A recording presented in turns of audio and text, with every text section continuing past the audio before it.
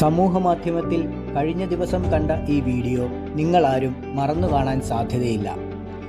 തുണിയിൽ കുരുങ്ങി ചുണ്ടുകൾ തുറക്കാനാവാതെ പിടഞ്ഞ ഒരു ചേരക്കോഴിയെ 5 കുട്ടികൾ ചേർന്ന് രക്ഷപ്പെടുത്തി വിടുന്ന ഈ ദൃശ്യങ്ങൾ നാം എല്ലാവരും ഹൃദയത്തിലേറ്റുവാങ്ങിയിരുന്നു. സമൂഹത്തിന് വലിയൊരു മാതൃകയായി മാറിയ ഈ കുട്ടികളെ കേരള വനം വകുപ്പ് തിരിച്ചറിഞ്ഞു. ആലപ്പുഴ എടത്വ സെന്റ് അലോഷ്യസ് സ്കൂളിലെ വിദ്യാർത്ഥികളായ ജീവൻ ജയൻ, ജീസൺ ജോജി, ജെലിൻ ജയൻ, ഷോൺ ആന്റണി, ജസ്ലിൻ സേവ്യർ എന്നിവരായിരുന്നു ആ മിടുക്കന്മാർ.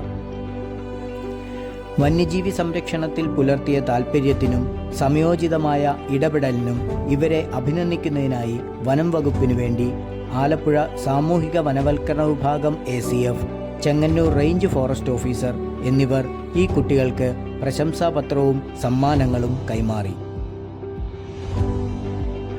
സഹജീവികളോടുള്ള ഈ കുട്ടികളുടെ കരുതൽ വരും തലമുറയെ പ്രകൃതി സംരക്ഷകരായി മാറാൻ പ്രചോദിപ്പിക്കട്ടെ.